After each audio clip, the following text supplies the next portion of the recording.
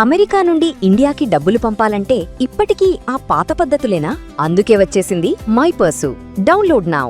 నిన్న Hyderabad parade grounds లో ప్రధాని మోడీ గారి భారీ బహిరంగ సభ జరిగిన సంగతి తెలిసిందే. అయితే అందులో ఆయన సంవత్సరం పాటు బంగారం కొనొద్దు అంటూ ప్రసంగంలో చెప్పారు. దీంతో బంగారం ప్రియులకు షాక్ తగిలింది. ఎందుకు సంవత్సరం వరకు ఆయన బంగారం కొనొద్దన్నారు? అంటే సంవత్సరం తర్వాత గోల్డ్ రేటు తగ్గిపోతుందా, లేకపోతే డిమాండ్ తగ్గిపోతుందా? అసలు ఎందుకు ఆయన ఆ మాట అన్నారు? ఇదే విషయం మీద మనతో డిస్కస్ చేసేందుకు మార్కెట్ ఎనలిస్ట్ అయినటువంటి ప్రశాంత్ గారు లైవ్ కాల్లో అందుబాటులో ఉన్నారు. ఒకసారి ఆయనతో మాట్లాడేద్దాం. నమస్తే అండి ప్రశాంత్ గారు.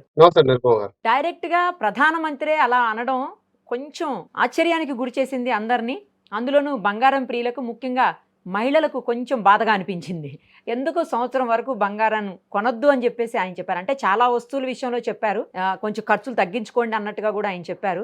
ఇదంతా దేన్ని సూచిస్తోంది? ఎందుకు బంగారం ఎందుకు వద్దన్నారు? మిగతా ఖర్చులు కూడా తగ్గించుకోమని ఎందుకు ఆయన సజెస్ట్ చేయాల్సినటువంటి పరిస్థితులు వచ్చాయి? రాబోయే రోజుల్లో మనం ఏమన్నా ఆర్థిక సంక్షోభంలో కూరుకుపోబోతున్నామా అనే ఒక చిన్న డౌటు అందరిలో రైజ్ అవుతా ఉంది ఈ సిచ్యుయేషన్లో. మీరేమంటారు? మార్కెట్ అనలిస్ట్గా మీరు ఎన్నో సంవత్సరాలుగా చూస్తున్నారు కదా, ఎందుకు ఆయన ఈ మాట అనుంటారు? ఖచ్చితంగా. అయితే ఇప్పుడు ప్రధానంగా మనం ఇది గోల్డ్‌కి సంబంధించిన అంశం కాదు. అది అర్థం చేసుకోవాల్సిన ప్రధాన అంశము. దీని కాంటెక్స్ట్ వేరే, దీనికి సంబంధించిన పూర్తి వివరాలు మనం డిస్కస్ చేద్దాం. ఇప్పుడు ఆర్థిక సంక్షోభం అని మీరన్నారు. ప్రపంచమే ఆర్థిక సంక్షోభం వైపు వెళ్తుంది. ఎందుకంటే ఒక ఇరాన్ యుద్ధం ఎప్పుడైతే మొదలైందో అంతర్జాతీయంగా ఆయిల్ ప్రైసెస్ ఎలా పెరుగుతూ పోతున్నాయో మనం చూసాము. దాని నుంచి డిమాండ్, సప్లై కంప్లీట్‌గా వ్యత్యాసం రావడం, పలు దేశాలకు దాని ఇంపాక్ట్ కావడం. ప్రధానంగా 88% ఆయిల్ ఇంపోర్ట్ చేసుకునే భారతదేశం ఇందులో డెఫినిట్‌గా ఇంపాక్ట్ అవుతుంది. సో, అందులో తిరిగేం లేదు.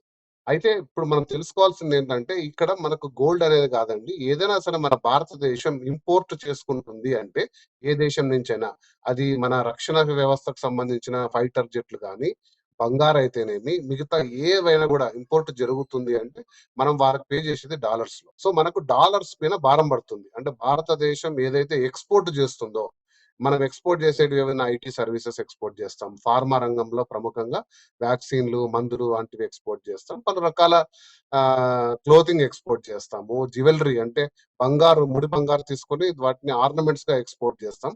అట్లా ప్రధానంగా ఒక 5, 10 రంగాలు. తర్వాత ఫార్మర్స్ అయితే వ్యవసాయ ఉత్పత్తులైతేనేమి, ఇతరాతరలు మనం ఎక్స్‌పోర్ట్ చేస్తాం. కాకపోతే మనం ఇంపోర్ట్ చేసుకున్న వాల్యూ, ఎక్స్‌పోర్ట్ చేస్తున్న వాల్యూ కంటే చాలా ఎక్కువ ఉన్నప్పుడు దాన్ని ట్రేడ్ డెఫిసిట్ అంటారు, లేదా ఫిస్కల్ డెఫిసిట్ అంటారు. కాబట్టి మనం వెచ్చించేదన్నీ డాలర్లు. సో, కాబట్టి ఒక్కసారిగా డాలర్‌కి డిమాండ్ పెరిగిపోయి రూపాయికి విలువ తగ్గుతూ వస్తుంది. మనం గ్రహిస్తూ చూసాం.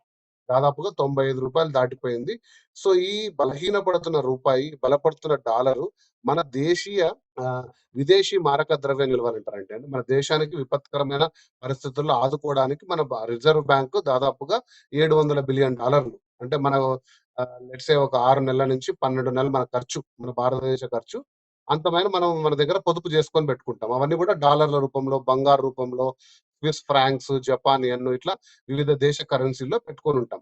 సో, ఎప్పుడైతే మనకు ఇంపోర్ట్స్ తగ్గి ఎక్స్‌పోర్ట్స్ పెరుగుతున్నాయో, ఖచ్చితంగా డాలర్‌లనేటివి మనకు తగ్గుతూ పోతాయి. ఈ రకంగా మన మారక ద్రవ్య నిల్వలు తగ్గిపోతే, మనం రీసెంట్‌గా చూసాం శ్రీలంక మారక ద్రవ్య నిల్వలు 0 అయితే పెట్రోల్ లైన్‌లు 3 కిలోమీటర్లు, 4 కిలోమీటర్లు.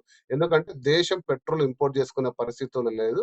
అందుకు సంబంధించిన డాలర్‌ల దగ్గర లేవు. మరి ఎక్కడికి పోయాయి అంటే, విపరీతంగా మనం ఎక్స్‌పోర్ట్స్ అనేటివి తగ్గిచ్చేసి ఇంపోర్ట్స్ మీద ఆధారపడింది. కాబట్టి సో, ఇప్పుడు అసలైన టాపిక్‌లోకొస్తే, మనం ప్రధానంగా ఇంపోర్ట్ చేసుకున్న దాంట్లో గోల్డ్ చాలా ఇంపార్టెంట్ అండి. అంటే మన ప్రధానమంత్రి గారు చాలా విషయాలు చెప్పారు. ఫారిన్ ట్రావెల్ తగ్గించుకోండి. మీరు వర్క్ ఫ్రమ్ హోమ్ చేసుకోండి. కోవిడ్ లాంటి పరిస్థితుల్లో ఎలాగైతే మీరు ఇంట్లో ఉండి చేసుకొని పెట్రోల్, డీజిల్‌పై భారం తగ్గించారో. ఎందుకంటే భారతదేశం ప్రధానంగా ఇంపోర్ట్ చేసుకునేది పెట్రోల్, డీజిల్ ఇవంతా కూడా డాలర్స్. తర్వాత మన రక్షణకు సంబంధించిన వ్యవస్థకు సంబంధించిన పరికరాలు అవి కూడా డాలర్స్‌లో పే చేయాలి. వీటికి అనుగుణంగా ఇప్పుడు గోల్డ్ గూడా ఉంటుంది.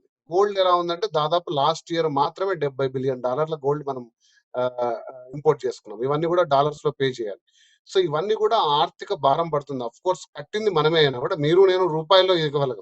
కానీ తిరిగి అది దేశం వచ్చేసి ఆ దేశంతోటి ఇంపోర్ట్, ఎక్స్‌పోర్ట్ మనకు డాలర్స్‌లో జరుగుతుంది. కాబట్టి వీటన్నిటిని అనుగుణంగా ప్రధానమంత్రి గారు ఈ వ్యాఖ్యలు చేశారు.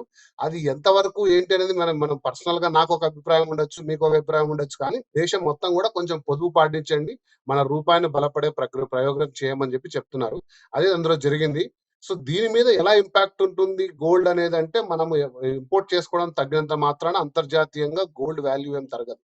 సో ఎందుకంటే ఇప్పుడు మనము లాస్ట్ కొన్ని ఇయర్స్ వరకు అండి నిరుపమ గారు గోల్డ్ అనేది ఒక సేఫ్టీ కోసం పెట్టుకున్నాం. బట్ లాస్ట్ 1 ఇయర్ నుంచి కూడా గోల్డ్ ఇన్వెస్ట్మెంట్ మీద కొంటున్నారు కాబట్టి ఆ మోజు ఎట్లా తగ్గుతుంది? ఇప్పుడు మీకు నాకు ఒక ₹100 ఉంటే గోల్డ్ పెట్టుకుంటే ₹150 అవుతుంది 6 నెలల్లో అంటే ఖచ్చితంగా గోల్డే కొంటాం మనం. అది ఎవరు అప్పీల్ చేసినా కూడా. ఎందుకంటే అది నా యొక్క పర్సనల్ ఇంట్రెస్ట్. కాకపోతే ఇప్పుడు ప్రధానమంత్రి గారు అప్పీల్ చేస్తున్నది ఏంటంటే మీ పర్సనల్ ఇంట్రెస్ట్ ని కొద్దిగా రోజులు ఆపండి. దేశీయ ఇంట్రెస్ట్‌లు పెట్టుకోండి. ఎందుకంటే మీరు చూసారు నిన్ననే ఇరాన్ ప్రతిపాదన ఏదైతే చేసిందో అమెరికాకి మా న్యూక్లియర్ సంబంధించిన శుద్ధి అంతా కూడా వేరే దేశానికి షిఫ్ట్ చేసుకుంటాం. అలౌ చేయండి అంటే అమెరికా తోసిపుచ్చింది. సో కాబట్టి చర్చలు విఫలమయ్యే దిశగా వెళ్తున్నాయి. క్రూడ్ ఆయిల్ $110 దాటింది. మనకు రాబో రోజుల్లో ఇంకా విపత్కర పరిస్థితులు వస్తాయని ఒక పెద్ద హెచ్చరిక జారీ చేశారు నరేంద్ర మోడీ గారు. సో ఇది ఇందులో నిగూఢ అర్థం. సో గోల్డ్ రేట్లు పెరగొచ్చు, పెరగకపోవచ్చు అనేది అంతర్జాతీయ సమస్య. కాకపోతే భారతదేశ రూపీ వీక్ అవుతూ ఉంది. మన ఎక్స్‌పోర్ట్‌లు తగ్గిపోయి, ఇంపోర్ట్‌లు పెరిగిపోతే మన మాంద్యం పెరిగిపోయి ₹1 కొనే వస్తువు ₹10 అవుతుంది. కానీ ఆ వస్తువు వాల్యూ మారదు. సో ఇన్‌ఫ్లేషన్ పెరిగిపోవడం వల్ల ఒక ఆర్థిక ఎమర్జెన్సీ, ఫైనాన్షియల్ ఎమర్జెన్సీ వచ్చే కారణాలు ఉన్నాయని ఒక ఒక దూరదృష్టితో చేసిన వ్యాఖ్యలండి. వీటిని అందులోనే మనం చూడాల్సిన అవసరం ఉంది. సో వీలైనంత వరకు దానికి సహకారం చేయడం కూడా మంచిది. కాకపోతే నాకు తెలిసి దేశంగా అంటే మన భారతదేశ ప్రభుత్వం కూడా కొన్ని నిర్ణయాలు తీసుకొని దీన్ని అరికట్టే క్రమంలో కూడా ఉందని నేను అనుకుంటున్నాను. సో కొద్ది రోజులైతే ప్రధానమంత్రి గారు చెప్పినట్లు ఖర్చులు తగ్గించుకొని ముఖ్యంగా గోల్డ్ వాటి అలాంటి వాటి జోలికి పోకుండా ఉంటే బెటర్ ఏమో. అంటే మనతో పాటు గోల్డ్ దేశానికి అనేది కూడా. మనకు ఇండియాలో రీసైకిల్డ్ గోల్డ్ చాలా ఉందండి. రీసైకిల్డ్ గోల్డ్ వాడుకుంటే సరిపోతుంది. ప్రతిదానికి మనం బూలియన్ ప్రపంచ దేశం నుంచి అంటే బిస్కెట్లు మీన్స్ ఇంపోర్ట్ చేసుకోవాల్సిన అవసరం లేదు. లేదు కాబట్టి దేశీయంగా జరుగుతున్న recycle gold means recycle gold అంటే మీ దగ్గర ఉండే చైన్ మళ్ళీ దాన్ని తీసుకొని గాజులు చేసుకోవడమే. రీసైకిల్ అంటే మన దేశాల్లో పాత గోల్డ్ ఉంటది కదండీ! ఇళ్లలో ఓకే. ఉంటది. ఓకే. సో కొత్త గోల్డ్ కంటే అది దానికి మార్కెట్ కూడా ఉంది యాక్చువల్లీ. పాత గోల్డ్‌ని తీసుకెళ్ళి కొత్తది చేయడము, లేకపోతే పక్కన వేరే వాళ్ళ అవసరాలకు గోల్డ్ అమ్ముతుంటారు కదా! వాటి నుంచి వాడుకోవడము.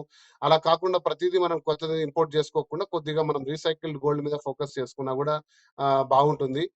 అలాగే అంటే కొద్ది రోజులు మనము మిగతా అంశాలు కూడా చెప్పారు నరేంద్ర మోడీ గారు. అంటే మీరు ఫారిన్ ట్రావెల్స్ చేసినా డాలర్ మీద ఖచ్చితంగా ప్రభావం పడుతుంది. ఫారిన్ ట్రావెల్స్ కొంచెం ఆపుకోండి. మీ హాలిడేస్ కొంచెం ఆపుకోండి. ఇలా కొన్ని చెప్పారు. అందులో ఒక గోల్డ్ అనేది ప్రధానంగా. ఎందుకంటే దాని వాల్యూ దాదాపుగా 70 బిలియన్.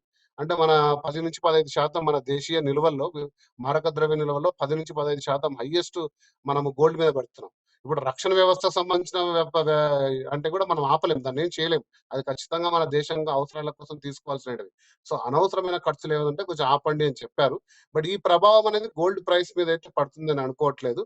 కాకపోతే అది ఒక దేశానికి సంబంధించిన నేషనల్ ఇంట్రెస్ట్ అప్పీల్ కాబట్టి ప్రతి ఒక్కరు కూడా దాన్ని గ్రహించుకొని ఎందుకు చెప్పారు ఏంటని గ్రహించుకోవడం అనేది అయితే వెరీ ఇంపార్టెంట్. రైట్ అండి. Let us see. Thank you. Thank you so much. Thank you.